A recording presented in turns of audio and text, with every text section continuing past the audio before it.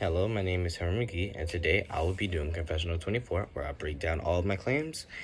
And yeah, the first one was on the gene editing situation, whether gene editing should be used or not. All right. So I said gene editing should be encouraged because it significantly increases economic growth. My first and most important definition was economic growth, right? So the economy is increasing its output, yeah, because more goods and services are being produced, right? So the more people that are working, the better the economy. That's what I consider to be economic growth.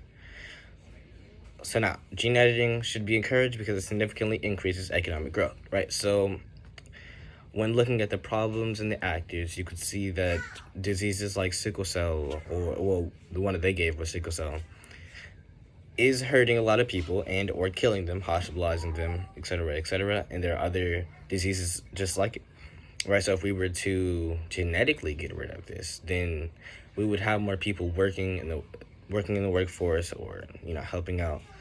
But the impact that I associated it with was that, I don't know if I should be going through it, but millions of children and adults are suffering because of genetic diseases, and there is no solution except ours, right? Because the benefits outweigh the negatives, I guess, or the harms. And by more people being able to work, they will work, and therefore the goods being produced inside the country will be more than what it is outside the country, right? Sorry. The goods being produced inside the country will be increased significantly because there are more people working, right? So then the next topic was the LGBTQ in East Africa, or specifically Uganda, right? The problem there was that they were, I guess, the LGBTQ is being further persecuted for their identity, and I guess it's not really but yeah, they're being persecuted because their identity and criminalized, and sent to jail for max 10 years.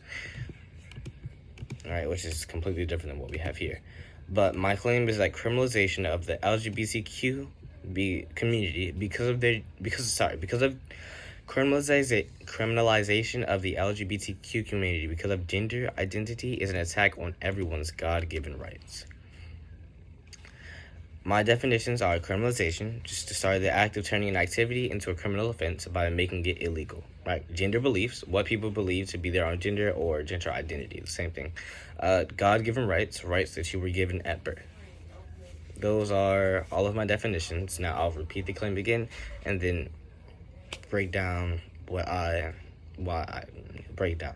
But criminalization of the LGBT community because of gender identity is an attack on everyone's God-given rights. The rights that you were inherently born with, like freedom of speech, freedom of speech, freedom of expression, or maybe like the freedom to pursue happiness. But all of these are being attacked, not just only the LGBTQs, but also everyone living in the state.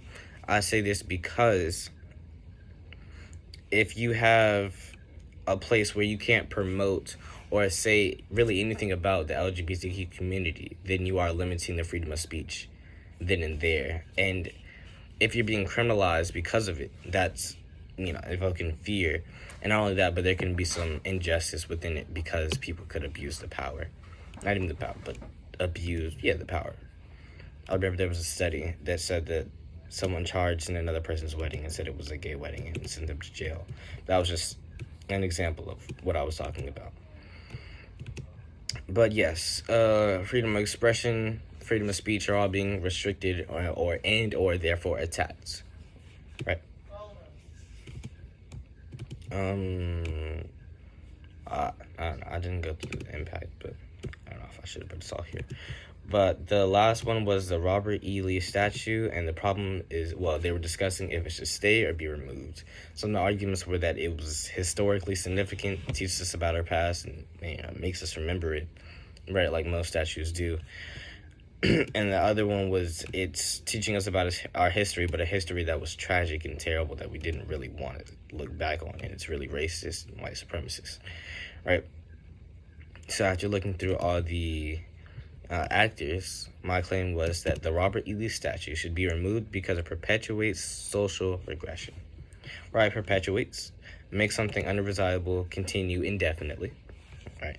Regression, continue to a former or less developed state, and then social regression, a process, condition, or period of deterioration or decline as in morals, acts, or values. Right? So again, the claim the Robert E. Lee statue should be removed because it perpetuates social regression. I said this because when I was reading, of course, I saw that people were enraged by the statue, especially the protesters, one of the actors, and they would go out and they would commit crimes, right? So with those crimes, we have, more police brutality, or more police in general, and that could lead to more police brutality. But it's also widening the gap between the protesters and the white supremacists.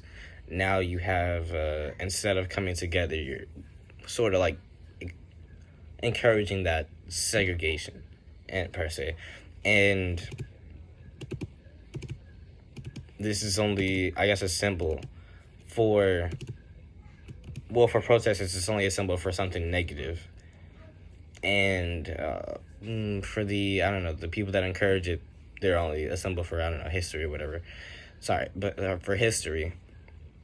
And they're going to see the division. So social regression would really just be coming away from that cohesion that we were trying to achieve, and now becoming more separate.